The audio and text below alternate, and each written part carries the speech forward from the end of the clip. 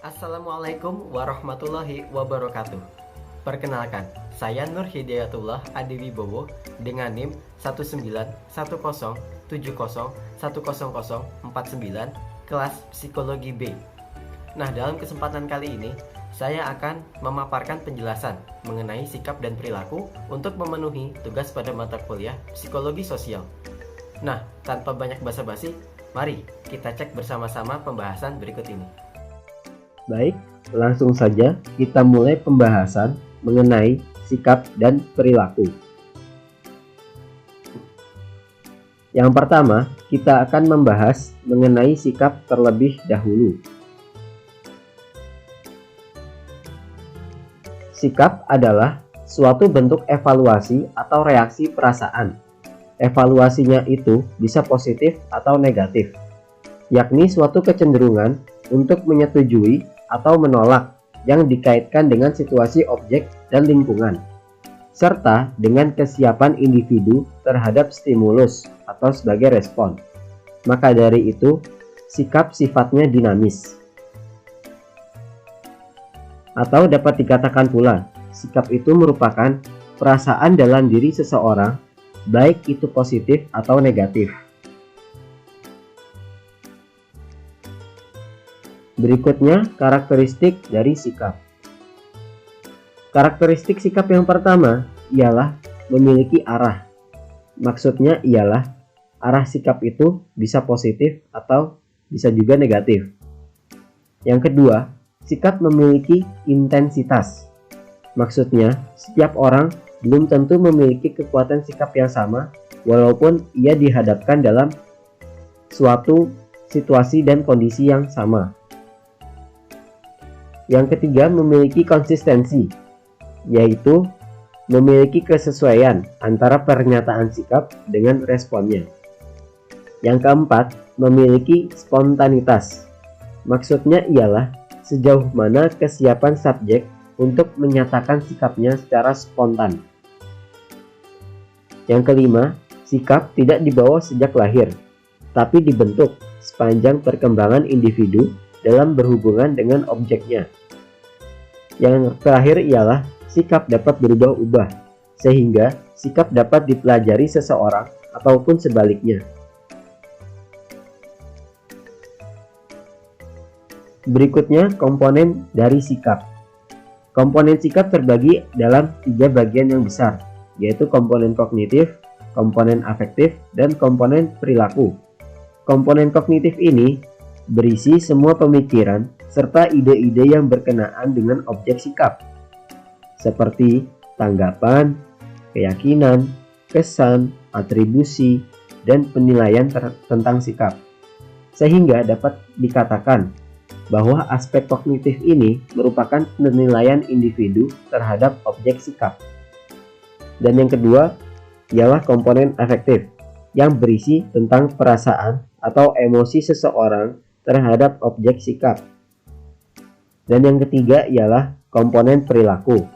Komponen perilaku ini merupakan respon atau tindakan subjek yang berkenaan dengan objek sikap. Ketiga komponen ini saling berhubungan satu sama lain. Berikutnya, pembentukan sikap. Yang pertama, melalui pengondisian klasik. Ialah proses pembelajaran dapat terjadi jika suatu rangsangan selalu diikuti oleh rangsangan yang lain, sehingga rangsangan yang pertama menjadi suatu isyarat bagi rangsangan kedua. Misalnya saja suara bel di sekolah, yang menandakan waktu masuk atau pulang sekolah, pergantian jam pelajaran, dan waktu istirahat. Yang kedua ialah pengondisian instrumental. Maksudnya ialah proses pembelajaran terjadi ketika suatu perilaku mendatangkan hasil yang menyenangkan bagi seseorang, maka perilaku tersebut akan diulang kembali. Namun begitu juga sebaliknya, apabila tidak menyenangkan, maka hal tersebut tidak akan diulangi. Misalnya dalam ujian, seorang anak mendapatkan nilai yang bagus, maka ia akan mendapatkan reward dan pujian dari orang tuanya. Sebaliknya, jika nilai sang anak tersebut jelek, maka ia akan dihukum oleh orang tuanya dan diberikan punishment atau tekanan agar anaknya itu tidak mengulanginya kembali. Kemudian yang ketiga, belajar melalui pengamatan, yaitu proses pembelajaran dengan cara mengamati perilaku orang lain, kemudian dijadikan sebagai contoh untuk perilaku yang sama. Misalnya, seorang calon pengajar yang ingin melakukan praktik mengajar, maka sebelum itu ia harus memperhatikan cara pembimbingnya itu mengajar di depan kelas. Nah, sang pembimbingnya tersebut itu menjadi modelnya, sedangkan sang calon pengajarnya itu menjadi pengamat. Dan yang keempat ialah perbandingan sosial.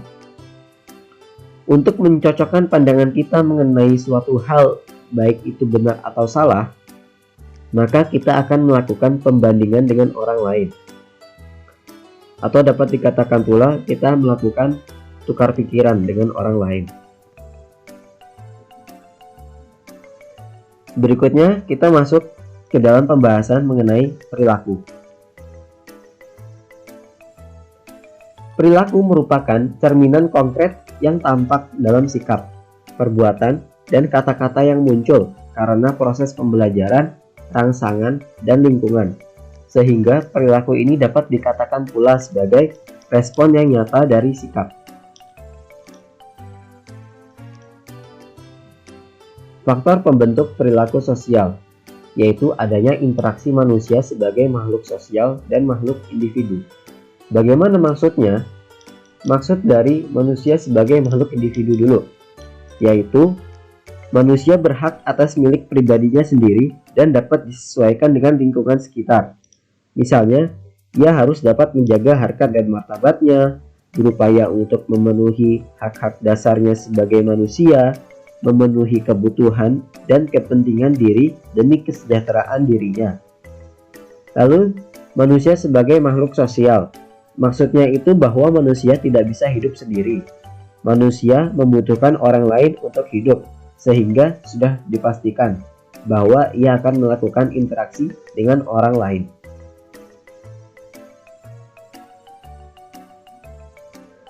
Lalu yang terakhir ialah hubungan antara sikap dan perilaku. Nah, dari penjabaran mengenai sikap dan perilaku tadi, maka kita dapat simpulkan hubungannya itu ialah sikap dapat membentuk perilaku dan respon perilaku seseorang sesuai dengan cerminan sikapnya. Baik, cukup sekian pemaparan materi dari saya mengenai sikap dan perilaku. Apabila terdapat kesalahan ataupun kekurangan, mohon dimaafkan. Wabillahi taufik wal hidayah. Wassalamualaikum warahmatullahi wabarakatuh.